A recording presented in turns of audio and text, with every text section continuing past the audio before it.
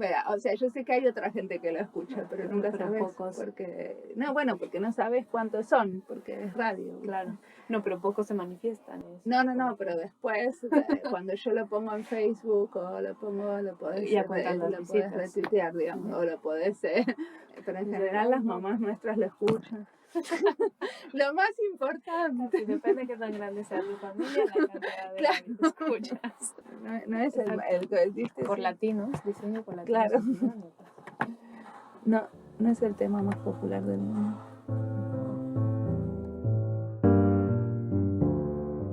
Cuando entrevisté a Tania Rodríguez en el primer episodio, me dijo: Mariana, tenés que conocer a Claudia, ella hace un trabajo de lo más interesante. Claudia hizo un doctorado en la Universidad de Aalto en Helsinki. Luego se volvió a trabajar a México. Pero tuve suerte porque Claudia vino de visita a Helsinki por unos meses y ahí la pude conocer e entrevistar. Diseño como libertad, ese es el título del libro que publicó Claudia, basado en su disertación de doctorado. Por primera vez se publica una disertación de una diseñadora en una edición bilingüe. Así que primero escuchen la charla y si les parece tan inspiradora como a mí, busquen el libro. En esta charla, Claudia nos cuenta a qué se refiere con libertad y en qué tipo de proyectos de diseño trabaja que motivan la libertad. Y para poder hablar de libertad, ella leyó mucho a Amartya Sen y otros autores que trabajaron el tema. Entonces, nos cuenta cómo la lectura influyó su práctica como diseñadora. Mi nombre es Mariana Salgado, esto es Diseño y Diáspora.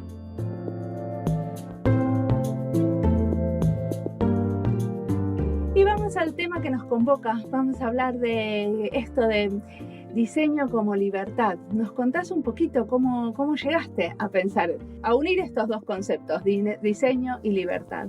Tengo que confesar, y así lo he escrito, que esto parte de una exploración muy personal, de una crisis existencial de tipo profesional, donde yo no estaba conforme con cómo se practicaba el diseño, especialmente en México en aquel momento, donde el trabajo del diseñador era ser POP, ¿no? Y básicamente era todo. Yo creía que había algo más que el diseño podía hacer. Y cuando vine acá a la maestría pasé un tiempo explorando esas preguntas, o por lo menos planteándolas. ¿Viniste a hacer una maestría en qué? En diseño y arte aplicado. Esto fue en 2008. Entonces, cuando justamente hacia el final de esa tesis, es mi evaluadora, que fue Katy Reijonen, fue quien mencionó a Amartya Sen. Ella dijo, esta tesis es más un manifiesto político que otra cosa, pero sería bueno que leyeras a partir de aquí a Amartya Sen, especialmente si te interesa seguir. Y entonces fue que lo leí su libro de El desarrollo como libertad, y entonces todo empezó a hacer sentido. Yo creo que sí, lo que yo quería hacer era, podemos decir, diseño para el desarrollo, pero el desarrollo entendido como se entiende normalmente, que está muy pegado al crecimiento económico, no me hacía mucho sentido. También era un desarrollo que parecía copien el modo de vida de Europa y de Estados Unidos, y eso es básicamente, sean menos como ustedes mismos y vuélvanse más como nosotros, y entonces estarán aprobados como un mundo desarrollado. ¿Cuál es el diseño para el desarrollo que a vos te interesa hacer? Bien, partiendo de la perspectiva de Amartya Sen, es en lugar de buscar el crecimiento económico, lo que buscamos es la expansión de las libertades humanas. Y este es un planteamiento que va muy bien con México, porque en México tenemos una gran diversidad de personas y ahí cabe que cada comunidad pudiera decidir qué tipo de vida quiere vivir. Y que entonces el diseño para ese tipo de desarrollo se encargue de ayudar a estas personas a alcanzar esos estilos de vida que ellos mismos plantean para sí mismas. Perfecto. Entonces, a ver, contanos un ejemplo. Vayamos al diseño, al caso concreto. Bien. ¿Qué diseñaste? Vamos a una comunidad que está en medio de la península de Yucatán. Es una comunidad maya que no tiene salida al mar, que se mudaron allí hace unos 40 años. Son dueños de sus tierras, son agricultores de subsistencia, pero ellos se consideran a sí mismos comunidades autosuficientes, que en general viven bien, pero si el clima es inhóspito, si un año llueve mucho o llueve muy poco, entonces no tienen comida. Entonces es un problema. Entre varios otros problemas que encontramos en la comunidad está la falta de acceso a la salud. Entonces, en una de mis primeras visitas a la comunidad para ver si ahí era un lugar propicio, me cuentan la historia de una bebé de un poco más de 1 año de edad que se enferma y la llevan al hospital más cercano, que está en la cabecera municipal a unos 15 minutos de distancia en coche, y les cuentan que tiene algo mal con sus riñones, pero ahí no pueden sacar los estudios porque ese hospital no está bien equipado. Entonces ellos manejan unas 2 horas a otro lado para enterarse que ahí les van a cobrar una cantidad impagable por hacer los estudios. Como ellos no pueden pagarlo, entonces se van a otro lado donde posiblemente sí la acepten y no les cobren. El viaje termina siendo algo así como unas 17 horas hasta que llegan a un hospital donde un médico japonés que está de visita en México se apiada de la familia y decide operar a la niña no por los 60,000 pesos que le iban a cobrar originalmente, sino por algo así como 17,000 pesos, que igual implica que la familia entera está endeudada por más de 1 año, pero operan a la niña. Entonces, con base en esta historia, yo entiendo que ellos dicen, yo vivo bien y me gusta vivir mi vida como campesino, que es lo que sé hacer, pero vamos a decir, el sistema en México no permite que un campesino de subsistencia tenga acceso al Sistema Nacional de Salud, porque no tienen un trabajo formal. Y ellos mismos dicen, yo reconozco que esta vida me gusta vivirla, pero también creo que debería tener acceso al sistema de salud.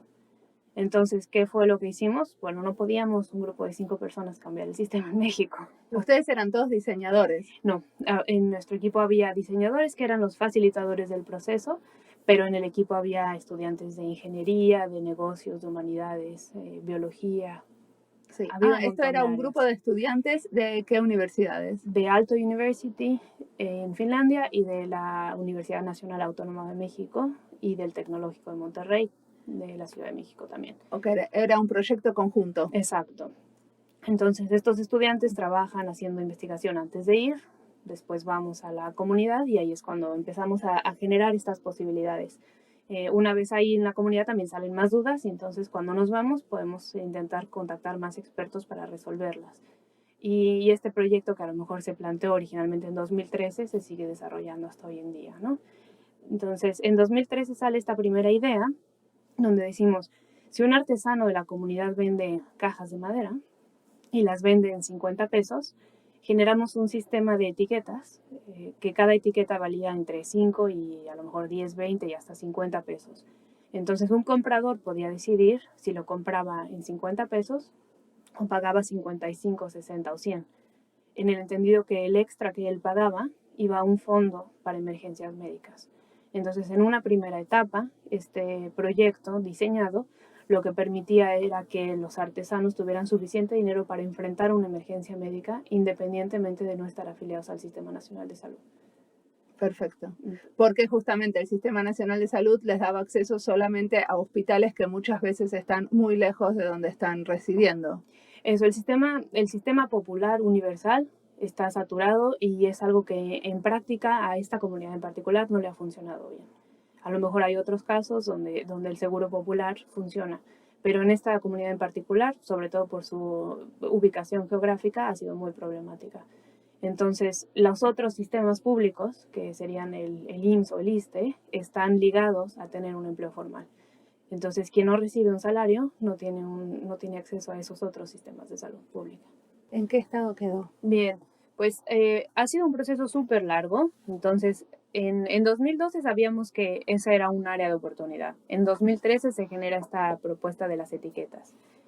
En 2014 se hacen esas etiquetas y se llevan a las artesanas para que prototipen. Se eligen unas 5 artesanas que son líderes en la comunidad para que ellas lo prueben.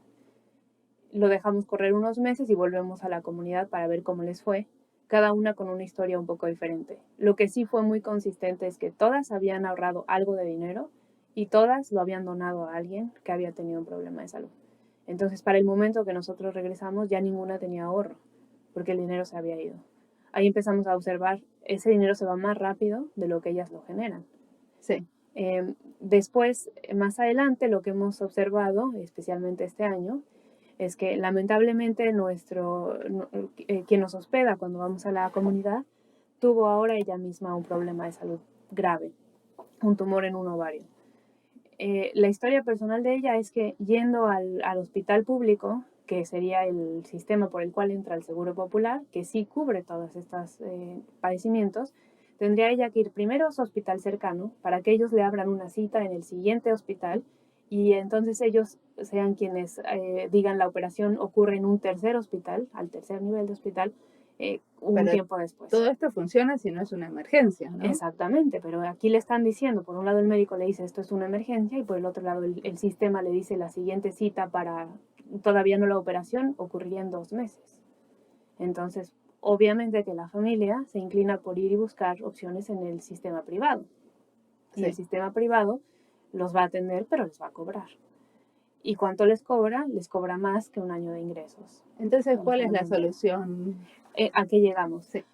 Ahora también es algo interesante ver que quizás el diseño está detonando estos proyectos, pero llega un momento donde el diseño solo no puede con ellos y hay áreas en las que en realidad yo no sé nada, ¿no? Sí. Entonces, tengo ahora una alumna de economía, Carolina Cansicas, que es italiano-finlandesa, que nos está ayudando a analizar el problema desde su perspectiva.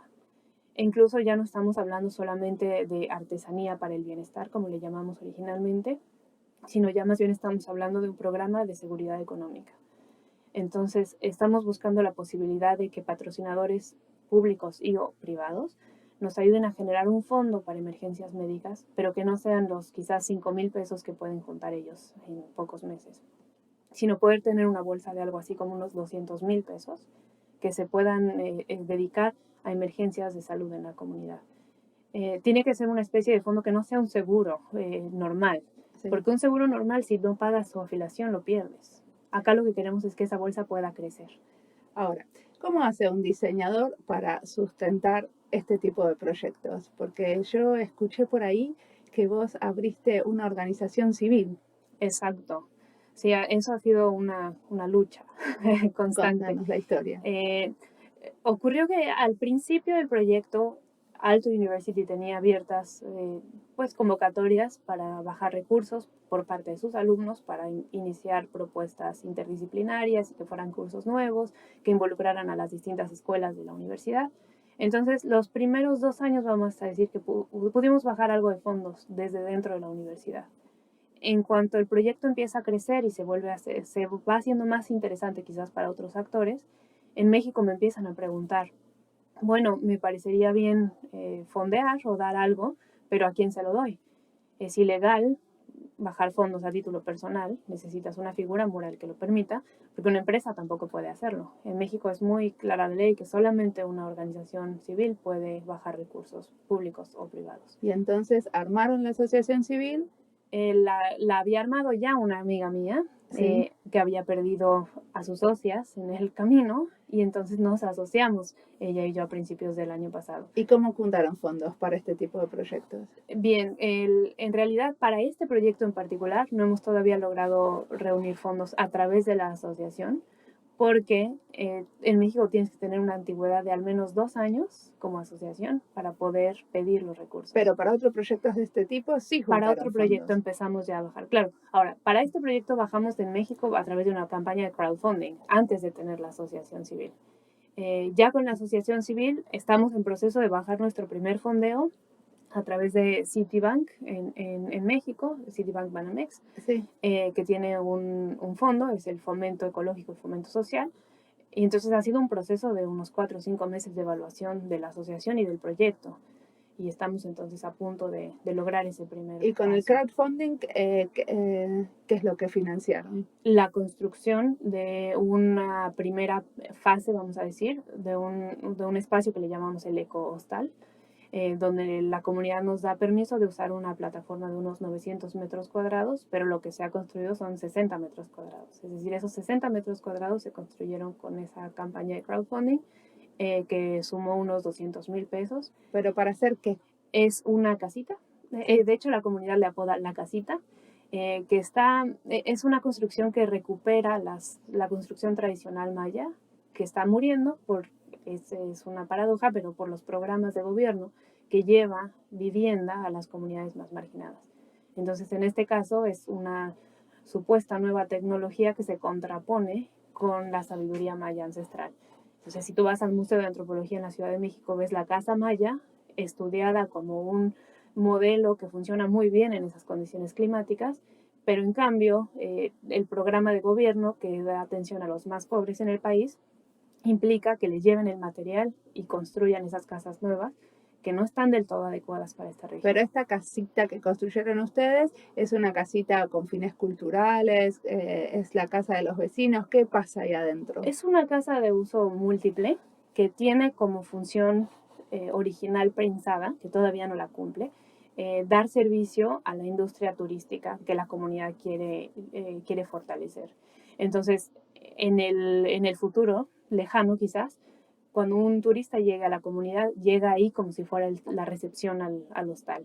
En el entendido que el hostal es dormitorios que estén ahí mismo o te puedes ir a quedar con una familia ¿Y también. por qué en un futuro lejano si ya está construida? Está construida esa parte, pero no tenemos todavía los servicios como regaderas o duchas, como dirían en otros países, o baños, ¿no? Okay. Entonces, no todavía el espacio en sí tiene todos los servicios. Esta casita es básicamente un espacio que tiene energía solar, que tiene algunas tecnologías de, por ejemplo, ventilación cruzada o este tipo de tecnologías limpias a nivel arquitectónico, y que rescata elementos de la arquitectura maya. Entonces el techo, por ejemplo, es completa. La mitad del techo es maya y la otra mitad es una lámina, porque ellos también nos dicen que la lámina les ayuda a recolectar agua de lluvia, que es el agua que beben en la comunidad.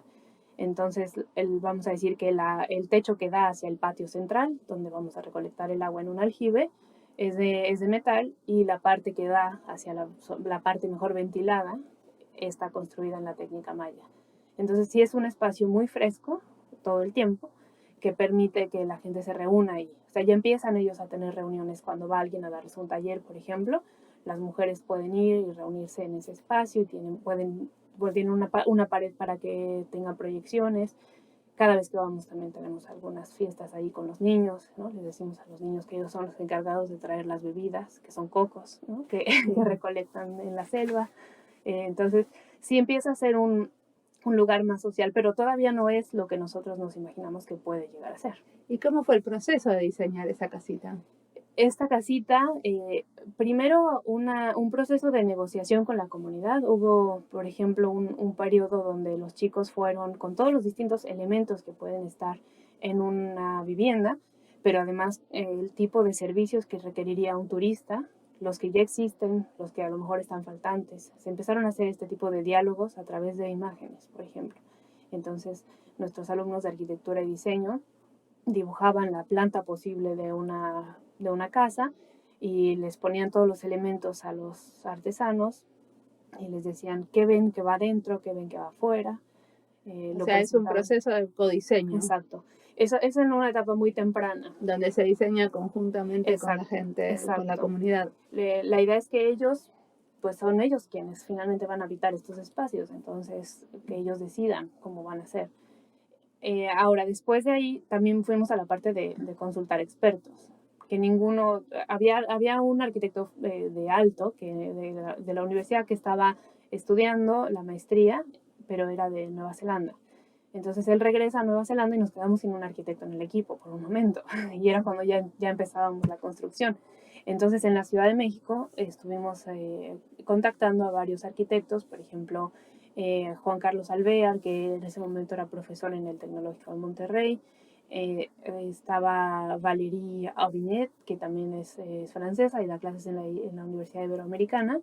Y Jorge Calvillo, que también él es experto en arquitectura sustentable y da una cátedra en la Universidad Iberoamericana. Ellos eran los expertos que ustedes consultaban. Exacto. Cuando la comunidad hacía una propuesta, ustedes iban y la chequeaban a ver si se podía hacer. Exacto. Vamos a decir, con la comunidad recogíamos un concepto, ya sabíamos qué tipo de construcción estábamos buscando, pero exactamente cómo traducíamos eso a un espacio arquitectónico era algo que nosotros no teníamos el área, no teníamos esa experiencia por lo menos.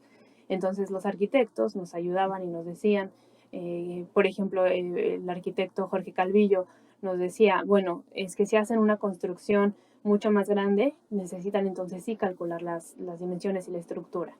pero si la estructura mide 8 por 6 metros o no recuerdo exactamente cuánto, entonces no tienes que calcular más allá. Sabes que si pones esta cantidad de pilares y tal, entonces se sostiene. Entonces había este tipo de detalles técnicos que considerar, ¿no? Claro, ellos le marcaban cuáles eran los límites de la creatividad que ustedes podían poner a la hora de diseñar. Exacto. Con la comunidad. ¿Cómo se relaciona esto con la idea de libertad? Bien, por un lado es esta parte de las comunidades tendrían que tener la libertad de vivir la vida que ellos quieren vivir. Entonces, en el caso quizás de la salud es la parte más clara, donde ellos quieren tener acceso al sistema de salud, pero tampoco quieren modificar sus estilos de vida terriblemente. Ellos se sienten orgullosos de ser mayas y de ser agricultores. Entonces, ¿cómo pueden mantener ese estilo de vida y al mismo tiempo subsanar las carencias que hoy en día les hacen a sí mismos reconocerse como marginados? Pero esta construcción también de la libertad, y visto desde Zen y visto desde algunos otros autores, es un tanto más compleja. Vamos a decir, Amartya Sen usa el término capability en inglés, que en español es un problema porque en español solo se usa capacidad. Se supone que Amartya Sen en inglés identifica que capability es distinto de capacity.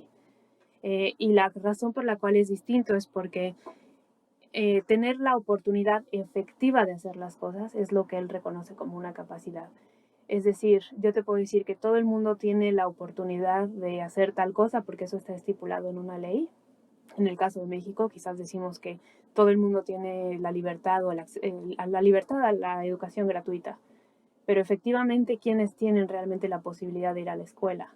¿No? Entonces, el es un poco acceso a la distinto. educación sabemos que no es igual para todos. Exacto. E incluso en estas comunidades donde sí hay una escuela, pero la calidad de la educación no es siquiera comparable con la calidad de la educación que puedes tener quizás en la Ciudad de México, también en el sistema público, ¿no? Entonces, la libertad o el ejercicio de la libertad en realidad tiene que ver con, sí, algo que hace el individuo, pero también con aquella, vamos a llamarle, por ponerle un nombre, infraestructura que existe por parte del Estado. Entonces, un derecho se hace efectivo cuando estas dos están en una combinación que resulta en que sí se puede ejercer la libertad. Entonces, ahora pensando en el diseño como libertad, también tiene que ver con esta visión de Herbert Simon, de decir que el diseño es pasar de una situación actual a una situación preferida, lo cual quiere decir que también lo que se diseña es la estrategia para llegar a la situación preferida. Es en ese caso donde yo equiparo el proceso de diseño con el ejercicio de la libertad. Entonces, a lo mejor hay algo que en este momento a la comunidad no le permite tener acceso al sistema de salud, que es lo que ellos quieren tener, pero quizás sí existen ciertas modificaciones en el sistema de los elementos que los componen que puedan ayudarles a tener acceso al sistema de salud. Por ejemplo, este caso de la artesanía para el bienestar, las etiquetas, estaba planteado originalmente como un primer paso en una estrategia donde ellos a lo mejor eventualmente, si todo funcionaba bien, podían constituirse como una empresa y entonces tener sus propios empleados, que eran todos ellos mismos, pagar sus impuestos y entonces tener acceso al Sistema Nacional de Salud sin modificar terriblemente su manera de vivir. Hoy en día quizás esa no es la línea que tomemos, pero básicamente es la idea. ¿Con qué cosas sí cuentas y qué nuevas relaciones puedes crear entre las cosas que sí cuentas? E incluso qué elementos nuevos puedes traer a la red que compone tu vida para finalmente hacer que esas libertades que tú quieres tener las puedas ejercer. Y eso creo yo que tiene mucho que ver, por lo menos en estos contextos difíciles, con la creatividad y la imaginación. O sea, no solamente el Estado va a resolver las cosas, porque por lo menos en el caso de México se hace una política federal que a cada comunidad le pega de forma distinta, porque en cada comunidad hay condiciones geográficas, biológicas y culturales diferentes. Sí, y cada comunidad seguramente tiene su propia definición de qué es libertad. Exacto. Y cada una a lo mejor quiere vivir distinto. ¿Y por qué negarles el derecho a vivir la vida que ellos quieran vivir? Entonces se vuelve algo extremadamente local, quizás. A lo mejor algunos van a pensar que también es terriblemente idealista y quizás sí lo es. pero creo que tiene mucho valor y incluso veo que esto va muy, muy de la mano con el planteamiento de las Naciones Unidas de Desarrollo Sustentable, de un movimiento global, pero de acciones locales, ¿no? O sea, si tú quieres realmente vivir en un mundo sustentable, se trata de que cada quien pueda identificar las acciones que se tienen que hacer en el contexto local, que van a ser muy distintas de lo que yo tenga que hacer aquí en Helsinki a lo que pueda hacer en Calakmul, en México, ¿no? Porque el clima es diferente, porque todo es diferente. Entonces, ¿qué sería la libertad en estos contextos? Creo que la libertad para ellos es eso, es subsanar esas carencias que les mantienen en marginación sin renunciar al estilo de vida que tienen. Al estilo de vida me refiero a su cultura maya. O sea, no tienen que dejar de ser mayas con tal de tener acceso a la salud. No tienen por qué vivir en este estilo de vida urbano, capitalista, industrial. No tienen por qué todos ellos ser personas que vayan y tengan un empleo de 8 a 8 para ganar un salario. Vaya, ellos pueden seguir haciendo su agricultura. Sin embargo, tenemos que encontrar las maneras de que ellos también tengan acceso a la salud. ¿Y cómo te sirvió leer a Amartya Sen para entender todo esto? O a Nussbaum o a Kant. Sí, fue súper interesante que en mi caso estos procesos iban de la teoría a la práctica, ¿no? O sea, pasaba algunos meses leyendo y cuando leía encontraba que tenía de pronto palabras para describir lo que había observado y que no podía describir hasta ese momento. O a veces nombraban cosas que a mí no me quedaban claras y que solamente se clarificaban cuando volvía a la comunidad. Entonces me hacían sentido algunas cosas. Por ejemplo, Amartya Sen habla de esta capacidad humana para identificar un caso remediable de injusticia. Dicen, quizás no podemos hacer una sociedad perfectamente justa, pero lo que sí tenemos esta capacidad es de entender que hay una injusticia y especialmente cuando esa injusticia la vemos remediable, de tener este sentido de tener que hacer algo más por remediar la situación. Y él dice, no necesitas ser Nelson Mandela, pues esto es una capacidad bastante humana. Entonces, creo que eso es algo que experimentamos nosotros al conocer mejor a estas comunidades. O sea, cuando vas y ya no es una persona que vive en Calakmul, sino es doña Ofelia, o es Miriam, o es Daniel, ¿no? Ya son tus amigos y entonces entiendes que solamente por las condiciones en las que les tocó nacer no tienen ellos acceso actual al sistema de salud. Creo que sí te llena de indignación saber que el sistema puede ser tan injusto. Está bien, pero ¿cómo nos sirve todo eso para diseñar? Pues creo que también te ayuda a dirigir tu profesión. O sea, yo puedo hacer la elección, podría no hacer nada y políticamente estaría diciendo que estoy de acuerdo con que el sistema sea así. O podría entonces utilizar las habilidades creativas en las cuales me han entrenado para encontrar caminos que subsanen la situación. Porque creo que está ahí es la clave justamente. No es solamente que así se vive, sino que desde nuestra formación nos cuentan estos problemas y ya estamos imaginando que las cosas podrían hacerse de alguna forma diferente, ¿no? Entonces, ese es sí uno de mis... pues es uno de mis claims, que ahora no sé cómo traducir. Es uno de mis argumentos en la tesis. Creo que sería bastante injusto que un diseñador que está visitando una comunidad y que por cómo funciona su mente, inmediatamente se está imaginando cómo podrían remediarse situaciones de injusticia, que no colabore para remediarlas. O sea, es un poco pensar, podría yo aportar algo acá, pero no lo voy a hacer y en general no lo voy a hacer porque no es un trabajo que paga. Entonces, creo que tendríamos que rediseñar nuestro campo y decir, no, quizás es en estas áreas donde tendríamos que generar muchos más empleos, porque la gente que tiene dinero va a seguir teniendo lujos toda la vida, y sillas hay millones, y muebles hay millones, y autos hay millones, y a lo mejor ya no necesitamos tantos, pero sí tenemos una buena parte de la población mundial que vive en condiciones muy apremiantes. Y esos son retos importantes y yo creo que hay muchos diseñadores muy talentosos, y no solo diseñadores, sino también profesionistas de todos lados que podrían beneficiarse de estos métodos para realmente generar soluciones mucho más significativas.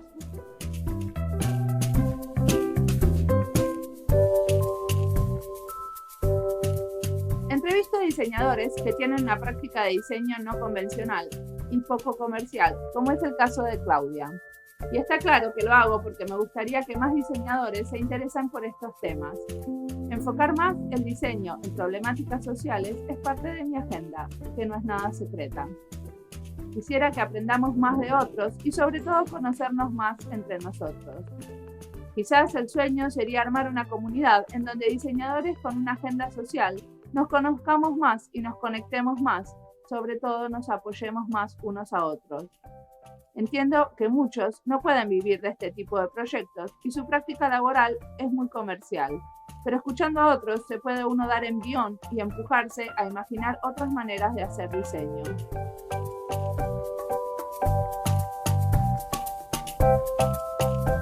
Hablando sobre, podríamos decir, sobre diseño social o diseño activista y cómo nosotros como diseñadores podemos posicionar nuestra práctica profesional en de alguna manera un poco más comprometida con la sociedad. Entonces ella nos contaba, por ejemplo, diferentes estrategias, como hacer una vaquita, o sea, hacer un crowdfunding, como ella está armando una asociación civil, ¿cierto? ¿Qué otras estrategias estás usando para poder solventar este tipo de proyectos? Bien, algo que creo que nos cayó como anillo al dedo fue el nombramiento de la Ciudad de México de México como Capital Mundial del Diseño en 2018 y especialmente que se haya promovido bajo el eslogan de diseño socialmente responsable o diseño social al servicio de la ciudad. Hace un par de años, a finales de 2016, que el Laboratorio para la Ciudad, que es el área creativa del Gobierno de la Ciudad de México, organiza unas mesas de discusión con miras al nombramiento de Capital Mundial del Diseño y también de la Ciudad de México como ciudad creativa de la UNESCO. Entonces, es la primera vez que a mí me toca participar en algún foro de este tipo. Tampoco sé si los habían hecho antes o muchas veces, pero esa mesa logró reunir a un montón de perspectivas distintas del mundo del diseño en la ciudad. Entonces venían desde los académicos hasta los diseñadores estrella, como Héctor Esraue, por ejemplo, y estaban de otros lados los representantes, por ejemplo, de Design Week México y del Abierto Mexicano de Diseño, que parece ser el primer foro donde se encontraban estos dos que organizan estos eventos simultáneos. Entonces, evidentemente son, como quiera, dos grupos diferentes. Y nos sentamos en esa mesa a platicar sobre estos nombramientos y sobre cómo podríamos quizás generar una política pública de diseño. Pero creo que es una discusión que muy pronto cambió y no solamente hablábamos de la generación de una política pública de diseño, sino de la posibilidad de implementar el diseño en la generación de la política pública. ¿Qué sería una política pública de diseño? Ellos estaban pensando que quizás necesitamos becas específicas para diseño, por ejemplo, porque hoy en día diseño está muy entendido de forma muy general y entonces está metido quizás dentro de la Secretaría de Cultura, pero junto con las artes, tal, y entonces no es un campo que se beneficie o se potencie particularmente en la Ciudad de México. Entonces estaban buscando que hubiera algo relativo específicamente a diseño. Y claro que es una discusión interesante, pero a mí me parecía más interesante esta otra, ¿no? La posibilidad de empezar a incluir diseñadores en los distintos niveles de gobierno y que entonces las políticas públicas que se generen para combatir a la pobreza o combatir tales otras cosas estén diseñadas con diseñadores en el equipo. Entonces a lo mejor podríamos tener ciertas propuestas más creativas de lo que tenemos hoy en día. Pero en fin, algo que nos ayuda como Design Your Action, ahora la asociación civil, es que pues tener los ojos del mundo encima por ser la capital mundial del diseño. ¿Eso va a ser el año que viene? Es este año. En realidad está ocurriendo desde marzo, fue cuando inauguraron, y se plantearon todo tipo de eventos, pero muchos quizás eran muy protocolarios y seguían las formas de hacer diseño más tradicionales. Pero conocieron nuestro trabajo y nos encargaron desarrollar algo que ellos llamaron el programa de residencias, que tenía como fin juntar diseñadores y arquitectos mexicanos y del resto del mundo en algún lugar de la Ciudad de México por un periodo de 2 semanas para detonar propuestas de impacto social. Y ya, no teníamos más. Como una especie de incubadora. Algo así. Y nos permitieron a nosotras decir cómo se iba a hacer, quiénes iban a participar y demás. Entonces, lo que empezamos a hacer primero fue encontrar el contexto, dónde lo íbamos a desarrollar. Y nos sirvió mucho un documento de laboratorio para la ciudad, que es una encuesta que hicieron a los ciudadanos para ver cuáles son las problemáticas percibidas como más urgentes. pero también preguntaban sobre las ilusiones del futuro. Entonces ahí logramos identificar problemáticas importantes de la Ciudad de México y zonas donde la gente está más propensa a solucionarlas, ¿no? Había otras zonas donde la gente no tenía esperanza de que la situación mejorara. Se eligió la problemática de agua y movilidad. Movilidad, por supuesto que es un problema en la ciudad entera, pero la escasez de agua está puntualizada o es más evidente en algunas regiones. Entonces delineamos las delegaciones de Iztapalapa, por ejemplo, y Xochimilco para problemática de agua, que por supuesto tenían movilidad también. Y ahí fue cuando empezamos a buscar contextos fértiles que implicaban que ya hubiera alguna iniciativa ciudadana en el lugar. Y nos encontramos ahí con Fundación López de la Rosa, que lleva más o menos 15 años trabajando en el Canal Nacional, que nosotros no teníamos mucha idea de lo que era el Canal Nacional, pero es una obra hidráulica de más de 2000 años de antigüedad que conectaba el sur de la Ciudad de México con el centro, desde, por supuesto, mucho antes de los aztecas, y entonces llevaba comida de estas zonas de Xochimilco y Milpalta hacia el centro de la ciudad. Y eso siguió funcionando hasta 1930 más o menos. En ese canal fue donde circularon los primeros barcos de vapor del país. Por ahí llegó Hernán Cortés a la Ciudad de México y la conquistó, ¿no? Entonces, ¿qué pasó en 1930? ¿Se cerró el canal? Empiezan a desecar más partes del lago de la Ciudad de México y se empieza a sobrepoblar la zona. Entonces, más o menos en 1950, el canal lo hacen canal de aguas negras. Empiezan a desaguar los drenajes hacia el canal. Entonces, creo que es el 58 y hasta el 2006, eso se reconoce como un canal de aguas negras. Ese era mi entendimiento de canal nacional. ¿Qué quiere decir un canal de aguas negras? Cloacas. Sí.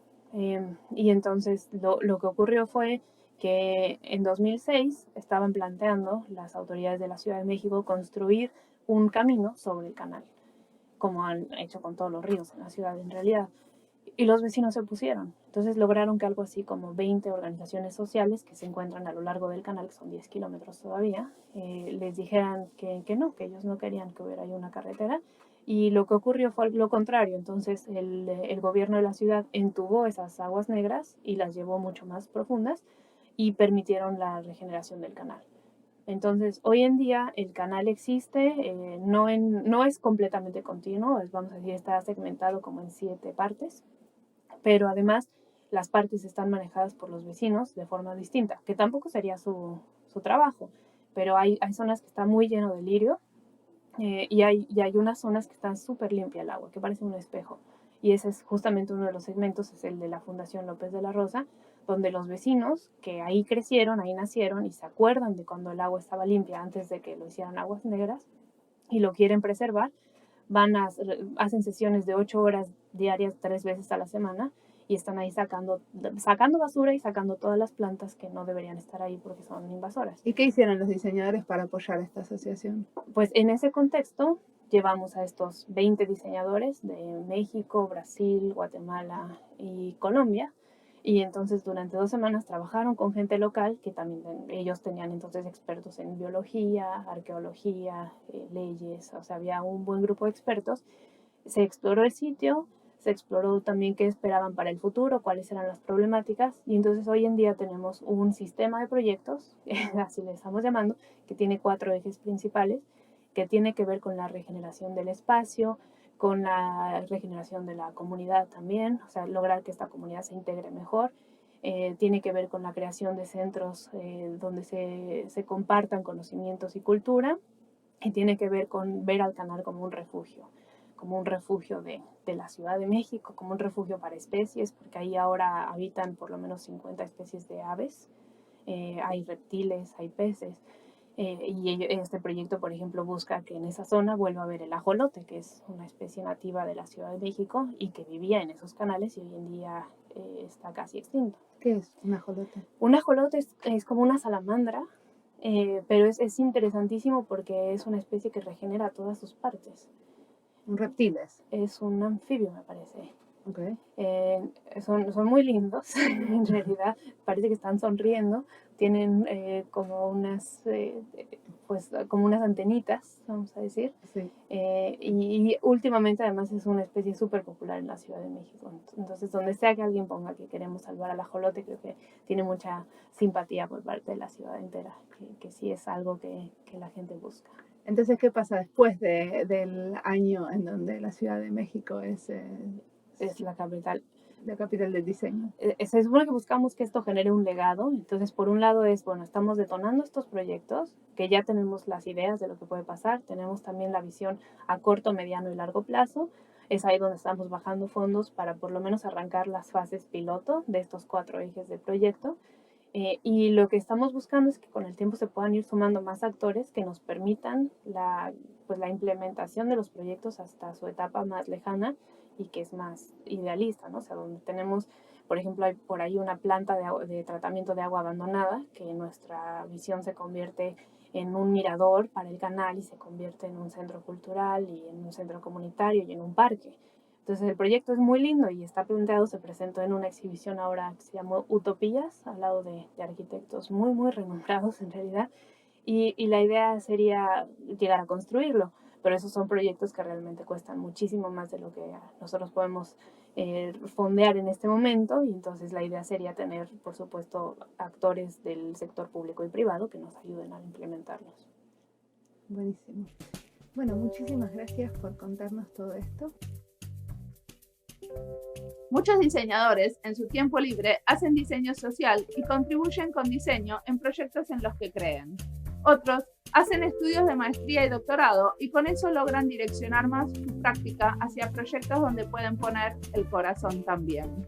Y varios empiezan con proyectos no rentables que de a poco los hacen más rentables. Algunos hacen una vaquita, como se dice en Argentina, para financiar proyectos sociales. Hacer una vaquita es juntar plata. Hoy en día se lo llama crowdfunding.